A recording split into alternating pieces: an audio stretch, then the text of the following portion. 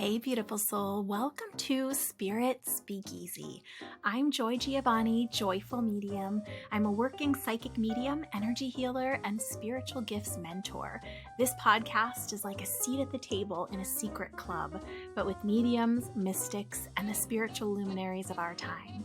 So come behind the velvet ropes with me and see inside my world as I chat insider style with profoundly gifted souls. We go deep, share juicy stories, laugh a lot, and it wouldn't be a speakeasy without great insider secrets and tips. You might even learn that you have some gifts of your own. So step inside the Spirit Speakeasy. Hey, beautiful soul. Welcome into Spirit Speakeasy. I'm so happy to have you here with me today. As I'm recording this, it's Christmas Eve, and this is the episode that releases on Christmas Day. And I'm really excited to talk about space clearing. Now, if you are a regular listener or viewer, you will remember that a few episodes back, we were chatting and I said, if anyone wants to learn more about space clearing or wants to just do a deeper dive, let me know. And a few of you messaged me and said, yes, I would really love that. So here we are. And it's, I think, perfect timing with stepping into the end of 2023, the beginning of 2024. But as we're going to talk about, there are lots of reasons that you might want to do space clearing. So we're going to go over what space clearing is, why you might want to do it, when you might want to do it, and some ideas and ways, methods of how to do it that I have personally used, and some pro tips because there's some extra things to know. So if you've ever wondered about space clearing, about shifting the energy in your physical home or office or your space, this is the episode for you. Get excited. Join me right now. Grab your cup of something. I'm still working on my coffee for the day. And as just a side note, if you haven't already called me on the Spirit Speakeasy hotline, I'm preparing an episode, hopefully within the next couple months to be released around people's signs from loved ones in the spirit world that they have experienced. So I've got that free sign mini course, which you can go to my social media platforms and just comment the word sign on any post, or you can go to my website, joyfulmedium.com, and right on the homepage, right now as I'm recording this, there is the place where you drop your name if you want to get access to the course. It teaches you how to get signs from loved ones in the spirit world. It teaches you how to get signs from the universe, and it teaches you how to understand recurring numbers as signs and communication and what they mean. So whether you've gotten that or not, I really want to hear about how you've received signs from the spirit world, the universe in your life. So call me at 305-928-5683. That's 305-928-LOVE, LOVE, 305-928-5683 or love. And tell me your story. Try to keep it under a couple minutes because I am hoping to put the audio in so we can all share and hear the person who's telling the story. I might have to read them as transcripts, but I would love to hear your story about a hello that you've received from the spirit world or a sign that your loved one shows you. So if you are someone who has any experience at all with that, give me a call and tell me your story. I'm going to take a quick sip and then we're going to dive into learning about space clearing. Okay, as usual, I have some notes for myself. So those of you that watch the video version to this, some people ask, why do I look to the side a lot? Sometimes I'm reading notes for myself because some of these topics are so expansive that I have to make notes ahead of time and think about what I want to say. So maybe it doesn't seem like I think about what I want to say, but I usually do. So with space clearing, I want to talk first about residual energy, what that is, what that means. Really, we all have an energetic signature that we leave a little bit of everywhere we go.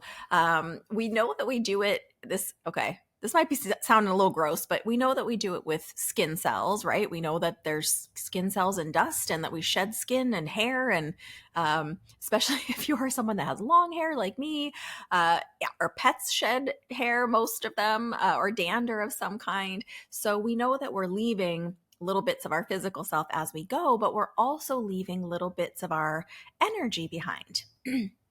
And a couple cool ways that I really deeply got to understand this through my work as a medium is through a couple of different teachers that I've worked with. Now, the first one I want to mention, who will be on our podcast soon, is Andy Bing, has been my main mediumship mentor. He did an experiment with us in class, and the way he does his courses, his mentorship is that you develop with the same group of students over a period of years if you choose. And so there was a group of us, we'd been together, all of us together for a while. And he did an experiment where he said, I'm going to leave the room. I want one of you to come up to the front of the room and sit in this chair for just a couple of minutes, just sit there and then go back to your seat. And then he was going to come in and do a reading on the person that had been there. But because Andy is always working towards really validating for someone who might be skeptical, he also had someone else in the room who was going to be the speaker, meaning he only wanted the student who had sat in that chair to nod their head yes or no. He didn't even want to hear their voice because we had all been with him for a bit. So he knew us, and he was, essentially saying like, well, a skeptic could say, oh, you recognize their voice and you knew things about them. So that's how you got that information. And so he had already thought of that. Of course, he's brilliant, and had set someone up as the person who was going to give the verbal yeses or nos. So that's exactly what happened. One of our friends, classmates, went up and sat in the chair. He had already left the room. They went back to their seat. He came in, and then he gave just so much detail about the person, their life, details about things that were going on. And it was pretty fascinating to see, especially with all of those extra criteria set up. I've also experienced this with another teacher and amazing medium that you've heard me talk about, Mavis Patilla, where she did it where she stepped out and then had a student hold an object. I think it was a rose in this case. I can't exactly remember. I can see the whole room, but I can't quite remember. I wasn't the one sitting up there what the object was, but I think it was a rose. And then, similar thing where then that person went back to their seat, she turned, and then we actually got to practice doing it. So it really is fascinating how we leave bits of our energetic signature. So that's part of why sometimes some people enjoy doing some version of energetic space clearing. And it's not really judging this residual energy as good energy or bad energy. It's just different than yours. So space clearing really, it's such a misconception that it's about like clearing away evil or bad juju or whatever. It's just about refreshing your space. It's just about it's like a clear and set is the way I usually say it, or changing the vibrational resonance that is in the physical space. And especially if it's a space where a lot of people come through, or perhaps if you've been entertaining, that's why I thought it was kind of perfect timing, or just, since this is going to be released on Christmas Day and we've just had so many celebrations, starting from back in October, November. I kind of always feel like the holiday season starts at Halloween and just really builds from there until the end of the year. So if you've been someone that's had, entertained people over, people staying, I know some people have house guests, perhaps you left and had to go travel somewhere else and you had like a house sitter, or your house just was kind of sitting, right? Maybe you want to change the energy in your office for the new year. Maybe you are like me and have clients in and out of your office. And I actually share my office with someone else, but luckily she and I energetically put out like a similar intention for the office. So I really don't have to manage that too much, but I'll talk about that in a little bit, because I did some things in that office to kind of set the energy, which I enjoy doing. So that's essentially like what it is. It's just changing the vibrational resonance of a space.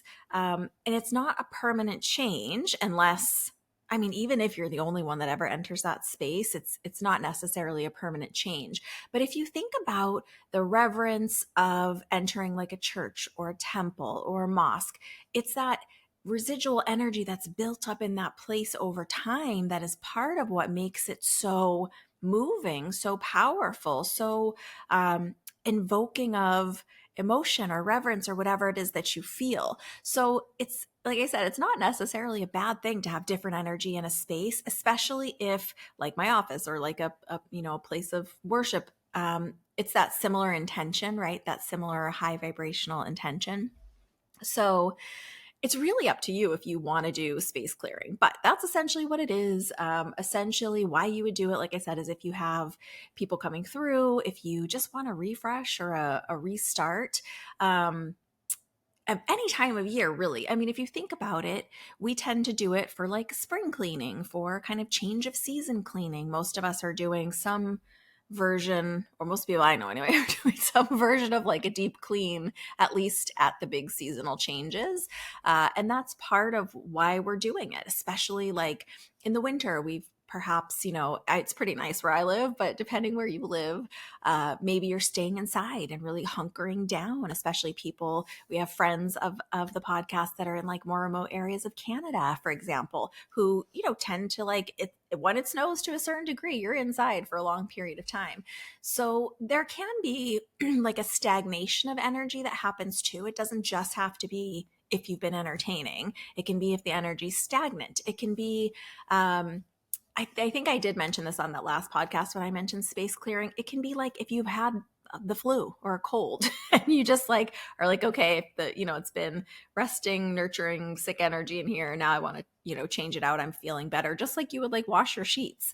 So a lot of it, I'm hoping, will make sense to you just because a lot of it follows, a lot of the reasoning follows the reason we clean things, just to give it a refresh, to freshen. So it's very similar with the energy. I'm trying to think of like when else might I space clear? To be quite honest, I don't do full space clearing all that often. I tend to only do it a few times a year. And I'll talk about how, the different ways that I do it. But I do get asked about it. I do have people reach out by email and say, like, there's bad energy here. I need to clear my space. And how do I do it? So we'll go through several different ways to do it. Like I said, with some tips, but there's any number of reasons why you might want to do it. I know I went through a few of them, but those aren't the only answers.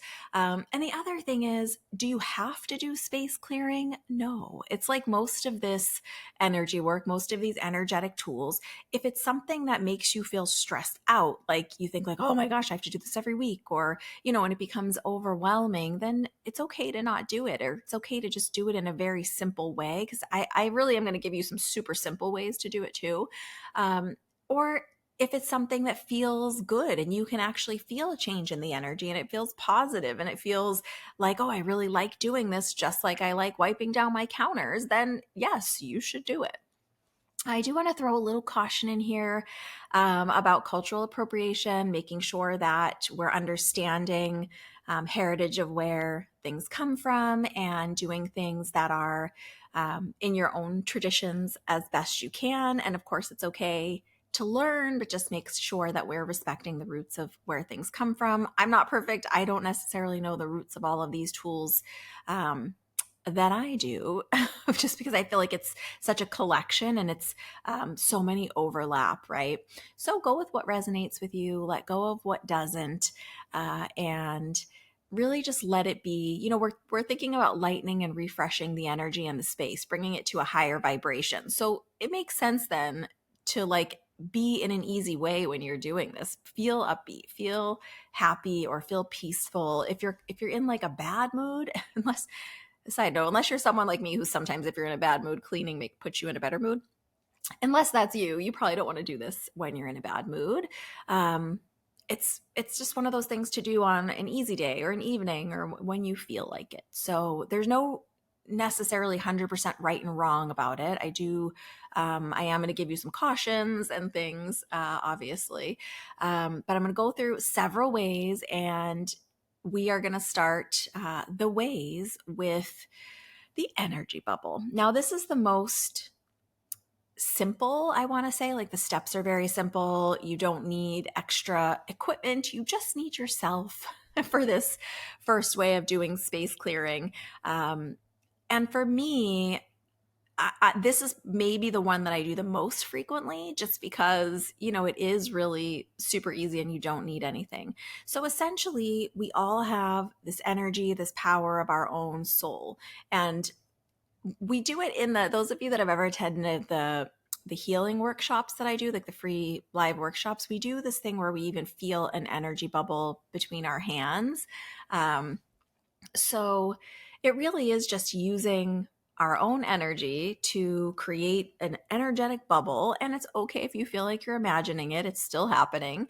And just really letting that bubble act as a filter for the energy of the space. So if you are someone that does any version of like a sitting in the power meditation, of course, the space is attuning to that higher vibration when you're sitting in the energy, the presence, the power of your own soul. If you don't know what that is, that's okay. Really, it is just sitting in.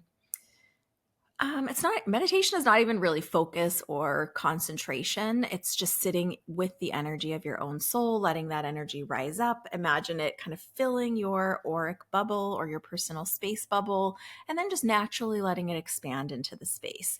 I know that sounds really simple. It is that simple. It just sometimes takes some practice to do it.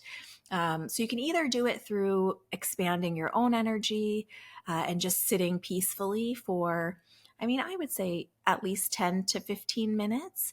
And you could do it as frequently as you like. I do a version of this meditation most days. I've actually been off my game a little bit through this holiday season, just because I haven't been feeling 100%, as some of you know. But I'm typically doing a meditation like this 5 or 6 days a week for 45 minutes to an hour. You don't have to do it to that degree, but it's just part of my practice, my spiritual practice for my work and for myself.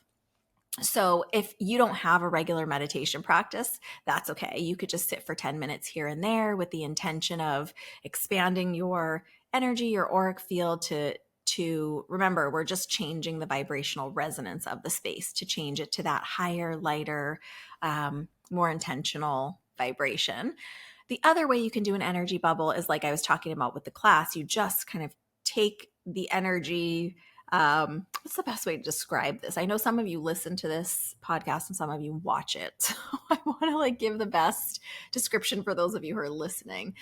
It's really just imagining, sensing, creating, starting from a small bubble and letting that bubble build and fill with the vibrational energy of what you're trying to create in the space. So if you are trying to create peace, for example, if you're trying to create love, if you're trying to create harmony, if you're trying to create even just you don't have to put a word necessarily. If you're just trying to create a high vibrational resonant energy, you just create a bubble of that.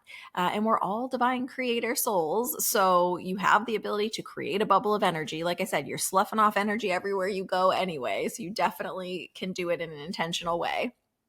It is as easy as it sounds. You might feel like you're imagining it at first, but it's pretty amazing. With any of these tools, but it's pretty amazing with this one, even with how very simple it is, that other people will feel the shift in the space pretty frequently. So if there's someone that you live with, whether it's family or just a partner or whatever, a parent, whoever it is, if you do some version of energy clearing, even if it's this bubble that I'm talking about, they often will, come home and say did you move something or did you clean something or something different in here? So just, that's kind of a fun byproduct of all this. So you just let that energy bubble sit in the center of your room. I'm pointing to the center of my room right now. I just kind of imagine it hovering. I usually like it to take up a good bit of the space. You could make it as big or as small as you like. You could imagine it filling the entire room to every corner, top and bottom. Or you can just let it hover in the middle of the room and just the intention is for the vibration of the room energetically to match that you're intending, that which you're intending. So the energy bubble really is the simplest way to do it because, like I said, you don't need any tools. You just need yourself. You can do it in any space that you go into. So, I mean, you can do it in a space that you are not in, almost like an energetic astral projection, meaning like if I'm sitting in my living room and I want to put the bubble in my bedroom, I can do that because I can envision it. Um, you you might not feel it the same. It does work the same, but especially when you're starting out, it's nice to kind of be in the room you're trying to clear. And I've done it in all kinds of rooms. So there's not a limit to like what type of room you can do it in. And then when you're done with that energy bubble, you just imagine releasing it and letting it kind of float out into the atmosphere. I usually say explode and dissolve into nothing, but you can do it however you like. So, energy bubble. Another way that people often do space clearing and setting is with crystals. I I know that there are energetic properties to crystals. I know that they help with different things. I know that they help us remember certain elements that we're focusing on. I don't necessarily, I know some people say that they feel like a really strong energy from crystals when they touch them or when they stand near them. It's pretty subtle for me personally, if at all. And I'm not discounting what other people feel. Please don't misunderstand. I'm just telling you how it is for me because I think for a lot of us, it's very subtle. I also personally, I know we've talked about this before, but personally enjoy rocks and crystals just because I like them and I think they're fun and pretty. And I even have a whole collection of rocks that maybe would not be pretty to anyone else, but are pretty to me. And I've been like this my whole life. So while I do know that there's like a very kooky stereotype of like person with crystals waving them around. Like it's not that. That's not really what I'm talking about. Although if someone wasn't into this, I could see how it could be construed as that. I do have various crystals kind of all around my house just because I like them. Again, some of them are gifted to me. Some of them I just kind of fell in love with when I met them, which is usually how it happens for me. Um, so I have them around. They can, like I said, they do have different properties assigned to them or as a part of them. Some of these properties have to do with the color, with the minerals, with the place that they come from. And all of that is available on Professor Google. So all you have to do is search, and there's tons of information about that. And they act as energetic filters, right? Because they are a different vibration of energy. Crystals and these type of stones are very high vibrational energy, and it's setting it at the qualities that that stone possesses is really the intention with it. So some people like to clear their crystals now and then.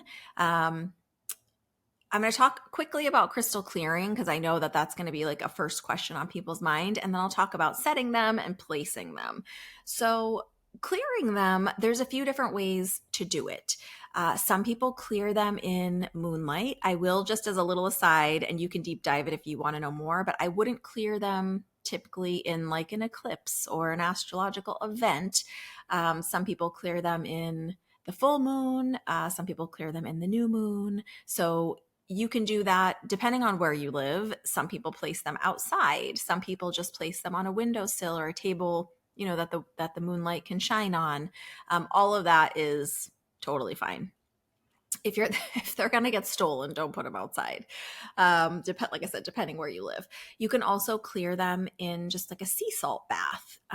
I will say you have to know your stones because something like selenite, I would be very careful clearing because it tends to be a very splintery material. Even, I mean, I don't have it in reach, but I do have a selenite heart that's very polished, and even that I can feel some little residue coming off of. So something like that that's very porous or very delicate. Kyanite is also very splintery unless it's really polished. So if you know, don't put water on something that's fragile, really is what I'm saying. But if you have a hardier stone like a rose quartz or even a labradite or an amethyst or clear quartz, something like that, you could do a gentle sea salt bath. And it's really, you could do it in your sink. You could, depending how big your stones are, you could do it in your bathtub. And it's just making like a salt water, like an ocean water, and giving them a little bath. They do get dusty over time. I know different places in the world are dustier than others, but it is really dusty where I live in Southern California. So it's nice to just give them a little clean, a little clear.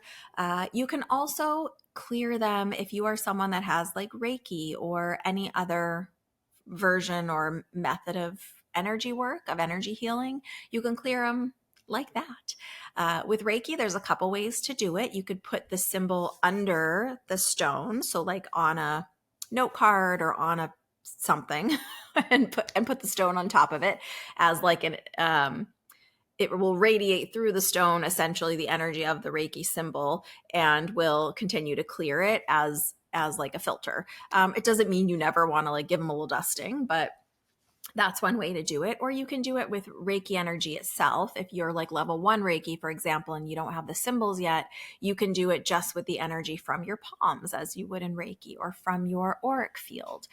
If you don't have Reiki or another similar discipline, you really can do it again with the energy bubble that we just talked about in the last segment. So you can clear a space with an energy bubble, but you can also clear an item, an object. And stones are objects, so they're a noun. So you would just take this. I have a stone right here that I keep looking at. So if you're on the video version, this is one of my little pretty little labradites. You just would, wherever it is in the room, you don't have to physically touch it unless you're doing like a physical Reiki clearing. You just would create an energy bubble around it and just imagine asking it to release whatever energy it's built up and let that go into the earth to fertilize other beautiful things. And imagine filling it up with its own qualities, or with golden light or white light. So that's how you can do an energy bubble to clear a crystal. I would say those are probably the main ways that I'm clearing crystals. Although in just a minute, we're going to talk about space clearing with sound and smoke. You can also clear crystals with that. So just know what I'm going to say to that applies to clearing your crystals too. Now, as far as placing your crystals, depending how sensitive you are to the energetic properties and vibrations of crystals, I have known some people that will place a certain thing near their bed and then feel like they can't sleep. Whether that's actual or psychosomatic, it doesn't matter. That's how they feel. So if that's how you feel, it's okay. Don't put something too close to your bed if that's how you feel. But there are certain stones that are said to help with dreams or help support meditation, help support peace and relaxation. So you can place them around based on the properties that they exude or represent. You can also just place them with like what works for your decor.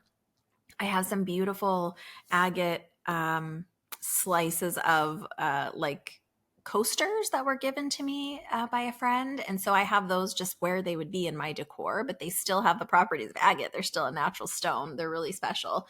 So you can do it however you like. There's, like I said, it's really just up to you, and you can change it around and you can see how you feel. It's why some people will even carry a little crystal in their pocket as like a pocket stone for a reminder or for support with something they're working on.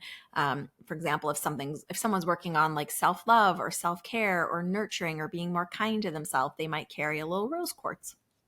So those are some of the properties of rose quartz. So I do place them in all those ways based on their properties. I place them based on my decor. I place them on, I can see this from this place in the room, and I like to be able to see it because it's pretty. So there's really no rules about that. Like I do have a selenite that someone gave me that I have by my TV. It's kind of a long, skinny wand, and I just keep it under the TV and hope that it helps calm and soothe my electronics. So you can do it in both of those ways. I will tell you, I don't think I've shared this publicly before, in my home and in my office, I do keep rose quartz of some kind. They don't have to be huge, just what you have or what you can get your hands on in the corners. So I keep one in each corner. It just kind of sets the space and holds the energy of that space. Because remember, ultimately, we're talking about space clearing. So while you can have them staggered and all around, I do just personally, it feels good to me. I've tested it. I've had them in every office that I've ever formally been in. since I started my healing and massage practice years and years ago. And what's funny is when I would take the crystals out to like take them home and clean them or clear them, people would make comments because I had clients that would be in the space, over and over again. And they would make comments when I put them back in fresh of like, oh, it feels so like nice in here. It feels so, you know what I mean? They made comments when I first put them in. I always have people come into the office and tell me how calm and grounded and nurturing it feels in there.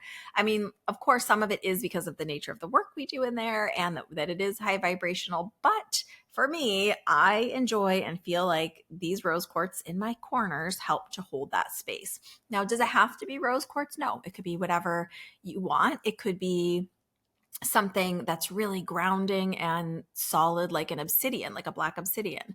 And again, they don't have to be giant stones. They could be very small. I was lucky to find some pretty good size, like a little bigger than a softball size rose quartz at like a flea market, like a swap meet years ago, that the guy was selling for like dirt cheap. I think I got 4 of them for like $25. So I do have some big ones at home in the corners.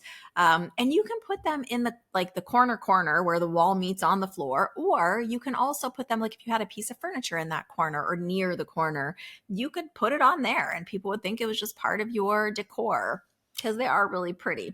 But in the office, we have smaller ones there. So I have more of like the slightly large palm stone size. And I think a couple of them are the actual orbs, like a small ball. And those are maybe a little bit bigger than a golf ball. They're not very big. And I infuse them with Reiki and with the intention, prayer, energy that I want for that space. And I place them in the corners, and essentially the energetic intention and feeling is that they hold that energy there. So working as space clearing all the time, but also continuously infusing, kind of like an air freshener, but with energy, infusing that space with these intentions. Now, I tend to just refresh those about once a year. I know that sounds not very often. It's not very often. But I do clean them a little bit more frequently than that. So, when you're just doing your regular dusting or whatever your cleaning method is, I tend to dust all the things, right? The baseboards and the stones and the whatever else is in the space. So you can just kind of give them a little dust. And then you can re-infuse them with your intention whenever you want. I do recommend, I won't say it like I said, there's very few rules with all this, but I do recommend, if possible, getting a stone that supports the intentions that you have. So like I was saying, obsidian's great for grounding. Rose quartz is great for a space that's for like healing or therapy, or that you want to feel nurturing and supportive and safe. And it gives a coziness. It's that divine feminine energy and love. And we all have divine masculine and feminine in us, remember? I'm looking around to see what other stones I have. You could use a clear quartz really easily. Clear quartz is kind of thought of as like the all healer or the all holder. So it really has a little bit of everything. So you could infuse clear quartz is great to support whatever. And it's probably the easiest to find. So clear quartz is great. Smoky quartz is very similar. It's like clear quartz, but it's gray usually. And that does support grounding and stuff as well. They don't even have to be pretty stones or polished stones. And if you didn't want to use crystals, if that's a little bit hokey or woo-woo for you, you can use like actual stones. Like say you went on a hike and there's a place that you find very grounding and peaceful and inspiring. You could take 4 little tiny rocks from that space with the intention of infusing the energy and the feelings that you have in that hiking place into your physical space and put those in the corners. So that's how you do it with crystals. The next element I want to talk about is sound. Now, not everyone realizes that they can clear their space with sound, but if you think about it, sound is a vibration. So you're essentially tuning the space to the vibration of the sound that you're infusing into that space. I use sound and smoke very similarly. So we're going to talk about sound first, and then we'll talk about smoke. But the way that I do it in the space is very similar. So sound can look all different kinds of ways, or I guess sound all different kinds of ways. You could do it with music. So I call this kitchen dance party, but you could just put on music that is really lively and uplifting and have it in the space, and the energy of the space will shift to match more of that vibration. I do it sometimes with like Cuban music with all the horns, or like upbeat jazz. It's really just the vibration you're wanting to feel in that space in that day. But it's up to you, because we all feel differently, and music is meant to affect all of our emotions differently. If you wanted something a little more peaceful and mellow, it might be, something that feels more like that to you. But we all feel different from different music. Some people find really aggressive metal music very relaxing. So it's really just what works for you. So music. And you could do that in a couple ways. You could just have speakers that kind of infuse the space with music. I mean, anymore, we have music in our devices. You could just have your phone in your pocket following you around with music. Another way to do it with sound is through chimes. Now, there's lots of types of chimes. You may have seen the Tibetan chimes, which look like two golden colored. They almost look like little cymbals. They're kind of heavy. They're usually some kind of brass or metal like that, and with a leather strap between them, and they're just chimed together. You often see these at like meditation circles or retreats, or sometimes in yoga classes. It's just a very lovely vibrational sound.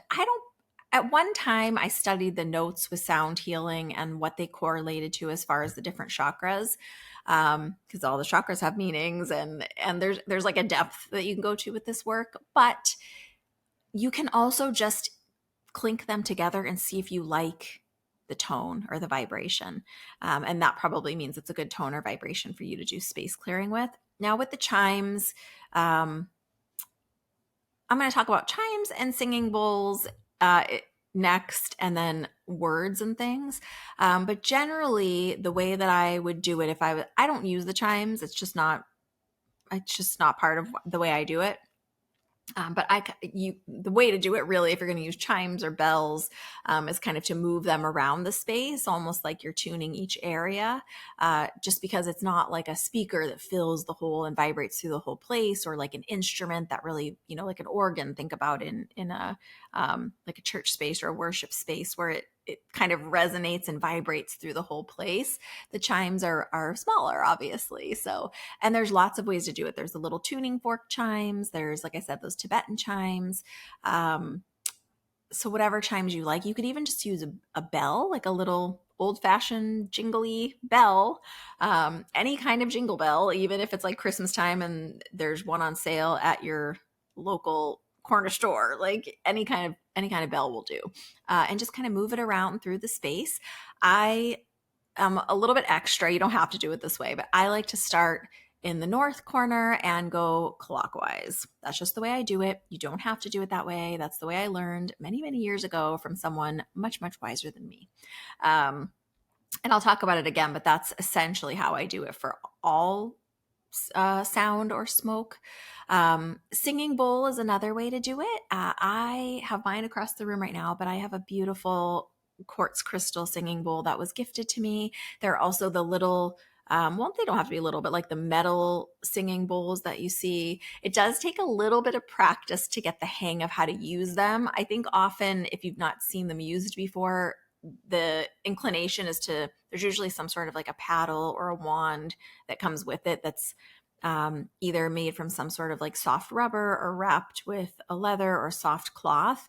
And when we see that, when I see them, and when a lot of people I've known have seen them for the first time, I think we want to circle around the inside of the bowl. You just want to circle around the outside of the bowl. And I'm sure there are a million tutorials on YouTube of how to do this.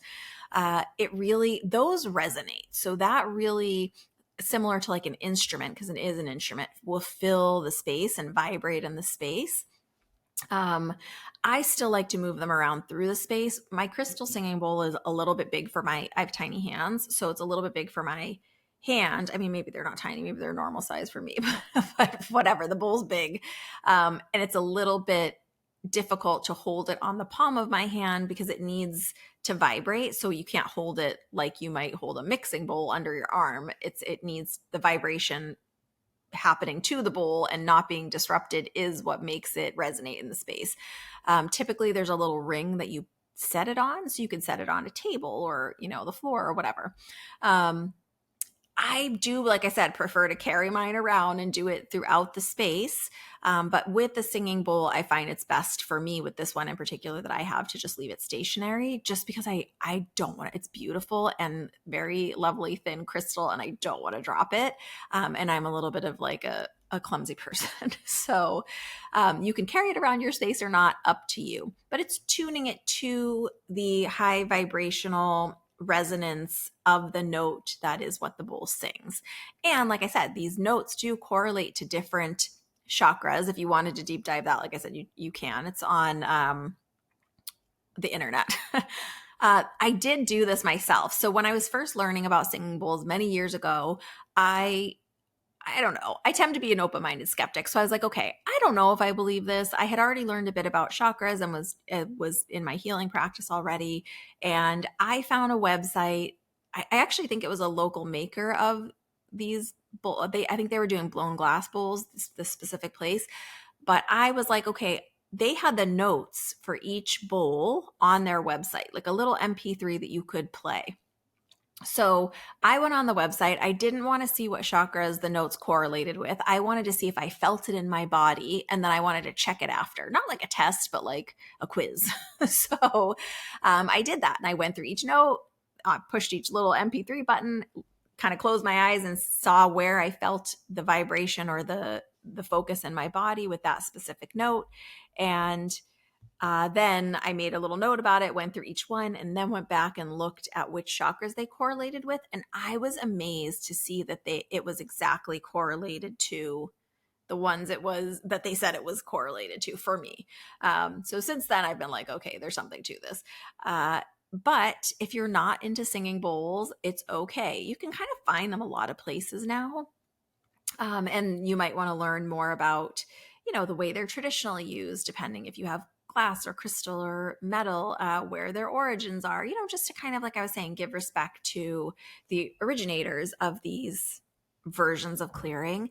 You can also use voice vibration. So that could be like chanting. It could be like singing, like actual singing. But our voice holds power. It's why when prayer or worship or uplifting talks or even mediumship is done, or healing or yoga is done in a place, chanting, that kind of thing, it does change the vibration. It does put that vibration more and more deeply into that place. So you could kind of practice with some chanting. Like I said, you might want to learn about it. You could do singing. It doesn't even matter if you're not a good singer. It's really just the intention that you're putting in there. And you can also do words. So like I said, if you feel like you're not a good singer and you don't have the confidence to do that in your space, it could be things like prayer, things like kind words that you're just imagining expanding and infusing into the space.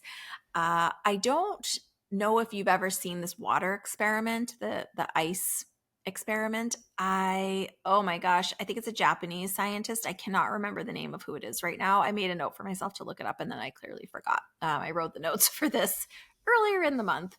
But if you just Google water, talking to water experiment, it'll pop up. There's a scientist who spoke words into glasses of water and then froze them, because when water freezes, it makes ice crystals and you can see them through a microscope. And I'm going to just in a nutshell give you the Cliff Notes version of the experiment. So this scientist spoke different words and labeled these different waters. So spoke loving words and uplifting words and kind words, and labeled them each, and then also spoke very harsh words, negative words, discouraging words, and labeled those, and then froze them and photographed them in the microscope. And love is the most powerful vibration. I'm like 90% sure. There might have been another word that was a little bit more, but you can see these incredible, almost like snowflakes blossoming inside this frozen water. And it's so beautiful and amazing to see, based on the word that was spoken into the water, like verbally spoken into the water, the different shapes of the ice crystals. And it's like an amazing experiment, because the the put down words, the harsh words, the negative words, the crystals don't form. They don't, it's really interesting. And we are 98% water. So just imagine, you can connect those dots. So words in your space spoken out as prayer, as encouragement, as even just affirmations or mantras, positive words out into your space. You could read someone else's words, like if you had a devotional book or an inspirational book or you know how hey, maybe for Christmas you got a daily inspirations book, or you can, lots of websites have them where you can get like a daily inspirational quote of the day and just speak it out into your space. That will also help to tune the vibration. Like I said, I like to start in the north corner and go clockwise around. You don't have to do it that way. You could do it just in the middle of your space, depending how big your space is, though. If you have a really large space, it might be good if you're going to do words to also do, if it's just you doing words, like if it's a bunch of people chanting or saying prayer or positive things, that will, vibrate a little bigger. But if you're doing it, you might want to do it alongside with music or instrument or a chime or a bowl. So that is essentially how to do space clearing with sound. Because remember, it's shifting out, changing out the vibrational resonance. So it's not necessarily like take one out and put one in, but it's changing it, it's leveling it up. Another way to do clearing is through smoke. Now, obviously, insert fire safety warning here. You want to be very careful with smoke. You want to be very careful infusing your space with smoke. I, at one time, really got into learning how to make my own incense with different resins and flowers and herbs. And there are these little charcoal discs that you can burn under them that will then release the properties in smoke.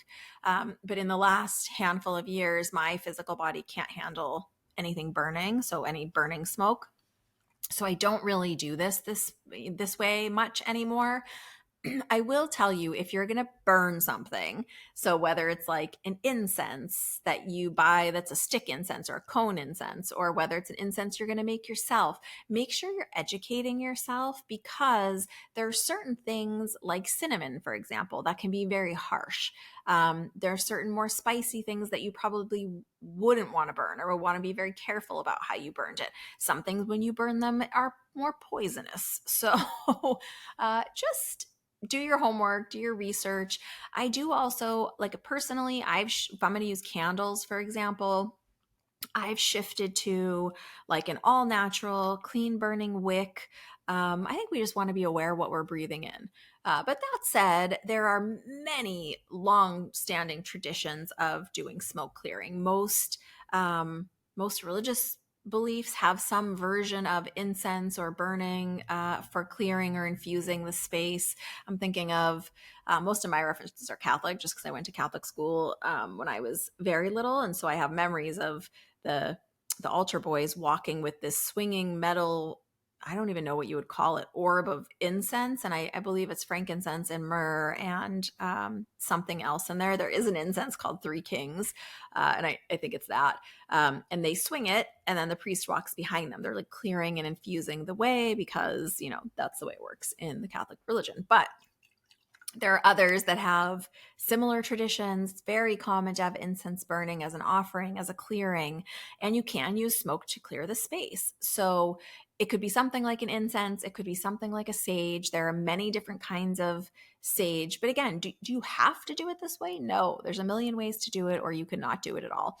I'm trying to think of what else I used to use that was like actual burning smoke. There are different resins, but like I said, just educate yourself on what they do, why you're using them, how you're using them. Be very aware to not set off smoke alarms and fire detectors and all of that. Like that's not what you want. I would say, if you're going to use any kind of smoke and it's possible, I would like crack a window so it has somewhere to move through and exit. It's kind of the way to do that. If you are someone like me who, just doesn't want to use burning smoke or can't handle burning smoke, you can also use a spray. So there are plenty of these on the market. If you look on Etsy for like a meditation spray, they're often called, or a space clearing spray. I did them as meditation sprays, but they really were for clearing and infusing.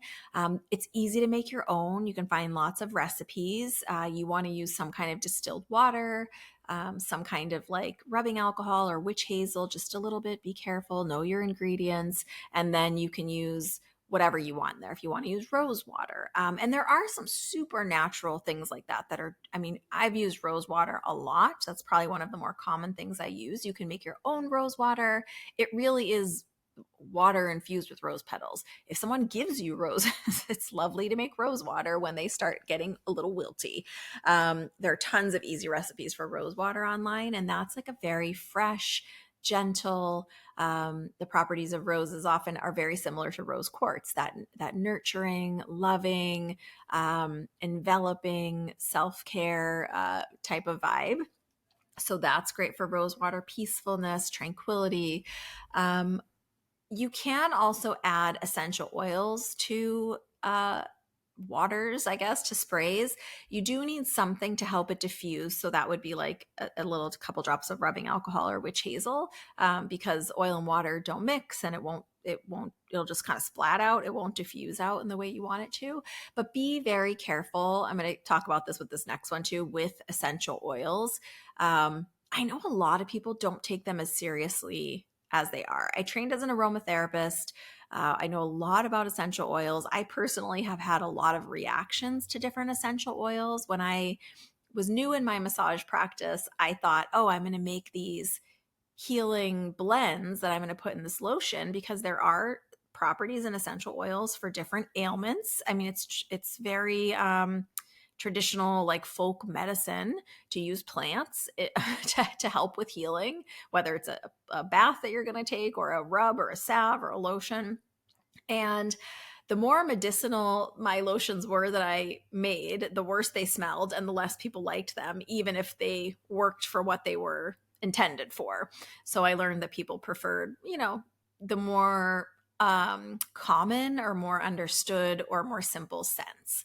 So that's one thing. The other thing is, both topically and aromatically, they can be like aggravators. So let me just mention the next thing, because the next thing is steam, right? So you can do smoke, spray, or steam. Steam would be like a diffuser, where you put the water in, you put the couple drops of whatever you're going to put, or a little bit of rose water, or whatever it is, and it steams out into the space. You can also do steam by boiling something in a pot. So you could boil, for example, like orange peels or lemon peels, and the steam of that, you can let it infuse into the space. Be very careful if you're doing it hot. The way I do it might not be the way everyone should do it, but I boil it in a little pan that has a handle until it starts steaming, and then I will carry it around the place, and kind of the same way I told you, north corner, clockwise, a little bit of window open, and I will put my intentions for clearing with steam. And then I often will also let it simmer on the stove, fully attended. Do not leave pots unattended while on heat, please. And just kind of let it steam out into the space while I'm working in the kitchen or whatever. So that's another way to do it. But if you are going to use essential oils, you have to be very, do your research, please. There are things like cinnamon essential oil, for example, or clove oil, which can be harmful to pets. It can be harmful to littles in your world. So just making sure we're not using anything that is something that's going to aggravate. For me personally, I am very careful using them topically. People often think they could pour like a ton of essential oil on their skin. And a lot of these essential oils, if they're used direct and not kind of watered down in some way, they can really give you a reaction. I've had some really strong reactions to certain types of chamomile on my skin, for example. So just if you're going to, that's my warning. Pro tip, caution for pets and littles with anything that you're going to burn or diffuse into a space. You just want to do a little bit of research and make sure it's going to be safe for your pets and for your little kiddos in the space. We don't want to hurt anyone. And I have known people that have unintentionally hurt pets by burning or diffusing certain oils into the space that they just didn't know was not for pets. So please, please, please do your research. That being said, it's, you take your own doctor's advice and know your own health, but it's generally safe to have a steam diffuser. Most of them have automatic shutoffs now, where you can have it going for like an hour and it'll shut off. If you're using in, like, let's say like 2 cups of water, if you're using 2 or 3 drops of, if you're not someone who's sensitive to lavender, like a lavender oil or like a couple drops of a lemon oil or an orange oil, that is most likely fine, but just do your research so you know for you and your family. But really, scent and aromatic is a beautiful way to clear and infuse a space. You can play with different versions of it, see what you like. And then the last way that I'm going to give you, do I do smoke or spray? Like I was saying, I don't really do smoke anymore. I used to do it quite a bit. I used to do it not maybe every time I cleaned, but maybe like every other time I clean. So maybe like every other week, when I would like wash floors and do deep clean. Anymore, I live by myself, so I don't really have to manage the energy in my space in the same way. And I'm pretty particular about who I share my space with and who comes into my space, like my home anyway. So I will sometimes run a diffuser kind of in the corner of the room. I personally don't want to breathe things into my lungs, so I have it at a distance where I'm not like vaporizing it and directly breathing over it. And with the steam is probably the one of these that I tend to use the most. Like I was saying, I'll just boil it. I did a couple years ago a video on it. Maybe I'll try to make another video for you guys soon, of like some ingredients that I put in for a space clearing with steam. And I just have a pot and I boil it in there and I let it just really steam into the space, just like you would like a soup. Like it just bubbles on the stove and then the space fills with the smell. The one I probably do most commonly, because I'm not sensitive to these ingredients, but again, check for yourself, is some sort of like orange peel. I will put a couple cinnamon sticks. I don't have any pets or kids right now. And I like rosemary, but I used to have a rosemary bush outside my house. So I like fresh rosemary and just throw the sprigs in there and let all of that bubble together and clean and clear. But do your research on ingredients and try some of these if you want. The last one that I'm going to give you is a little bit advanced, so don't feel like you have to do this. I will do this one if I'm moving into a place, if there's been some sort of like big upset in a place, if someone is moving out of a place, that's when I tend to do this one, and it is wash. So in a bucket, like if you're gonna wash your floors, I might wash my floors a little differently than other people, I'm realizing. I tend to use, if possible, I tend to use the sink and a bucket, or like the bathtub and a bucket, because I want to be able to wash off the dirty water and use more clean water. I don't like to use the same bucket and make the water dirty and keep putting it around. So the way I'll say it is like clean your floor however you normally would. And then I will do what's called a spiritual floor wash. Now, again, you want to be careful because some residue is going to be left on the floor. It'll be minimal, but if you have like a pet or a kid licking the floor, this is probably not a good idea for you. Depending what you're wanting to infuse in the space, or your intention for the space would be the ingredients that you use. You could also use Reiki or some sort of energy healing or an energy bubble into the water. If you didn't want to actually use like herbs or oils or ingredients. The other thing I want to really caution you about, we have to think about all the things. Know what your floor cleaner is, because you don't want to use something that's going to have an interaction, like a chemical interaction or a bad reaction. I tend to use more natural stuff to clean my floors. I don't like a lot of harsh chemicals. I'm very sensitive to harsh chemicals. But if you're using something specifically that's chemical based, but even different oils and products can have interactions. So just be careful. You can even wait a day if you want. So clean floor as usual. And then I will make another bucket. I let that dry, make another bucket of water. I often will put a tiny bit of sea salt just so it continues to clear the space. And then whatever, like I said, whatever else you're trying to infuse, a couple drops, but light, less is more in this situation because we don't want to leave tons of residue everywhere. That's just going to collect dirt and make it grimy. You want to keep less is more. And then I will, in a very light way, I don't know how you take care of your floors, but it's not good to put like a lot of water on any type of floor that you would put water on, but a light coating. And I will just kind of wipe it over the floor again. Depending on what it is, I might wipe it again with water. I might leave it and let it settle that way. But essentially doing a floor wash with some sort of essential oil or rose water or other water that you have made. There's lots of kinds of water to make, spiritual water, orange water. There's depending on your intentions and what you want to do. So you can do it that way. And there are some that you can also do on walls and clothes. So what I mean by that is there are times where, like if someone's moved out, for example, or if I'm moving in and I feel like I really want to do like a super deep clearing and infusing, that I will do what I just said with the floors, and then depending on the walls. So test your wall with like in a non-conspicuous area, like maybe in the bottom of a closet or somewhere that you won't see, with a little bit of water, and make sure that you're not going to make a stain. The walls I have right now, I couldn't do it with, but if you have like high gloss paint, for example, that you can wash or wipe down, you can do it that way.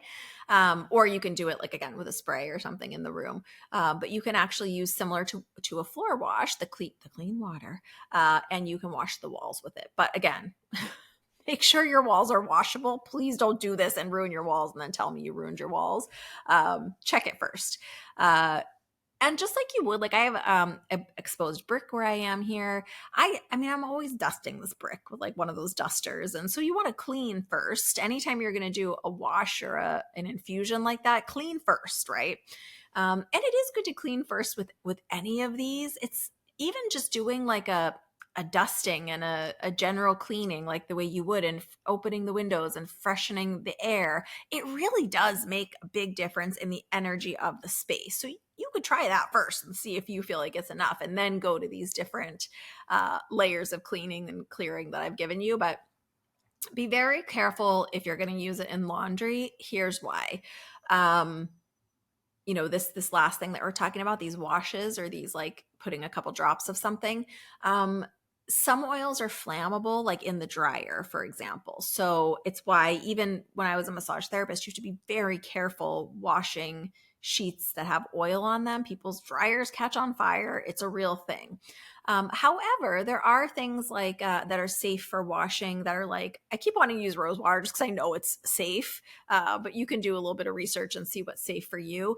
You can do like a little rose water mist on your pillow or in your bed sheets, and then that can get washed with it. Or if you put a tiny bit of rose water in the water, just like you might in a bath water. You can do it that way, but just especially if you're going to put it in clothes water or bath water, be very careful about irritants. Know what can and can't go in your washer and dryer, for example. If you're going to do some sort of spiritual bath, which if you guys want an episode about like spiritual baths and washes and things like that for yourself, like not for your space, we're talking about space clearing today, but let me know and I'll do one about that. Just be careful and test things as irritants on your skin. Make sure you're not going to have a reaction, because we want to be safe. We want to clear our spaces and infuse them with positive energy, not make ourselves allergic, right? So that is a little bit of an advanced one, the wash. So don't feel like you have to do that. Like I said, I do it maybe a few times a year, the really deep way. But in general, there are much lighter ways to do it. And there are many reasons you might want to do it, but you don't have to do it. So I'm so curious to know if you try any of these, if you have some tried and true favorites that I didn't mention. These aren't the only ways to do space clearing. I just, it's impossible to talk about everything that exists. So those are just from easiest to most advanced. Those are some great ways to do it. Let me know if you try any of these. Let me know how you like them, or if you felt a difference, or if people comment that there's a difference for you, or what your favorites are. And again, don't forget to call in and tell me your sign story. You can call the Spirit Speakeasy hotline at 305-928-5683. 305-928 love. And I would love to hear your story about signs from a loved one in the spirit world or signs from the universe. If you're listening to this on the day that it is released, I'm wishing you a happy Christmas and big hugs. I will be back next week with another episode, and we are going to talk about something different than resolution. I'll say that for a little bit of a teaser, but you don't want to miss it because I think it's going to be up all of your alley if you are a regular listener, or even if you've enjoyed this episode. So big hugs, lots of love. Bye for now from inside Spirit Speakeasy.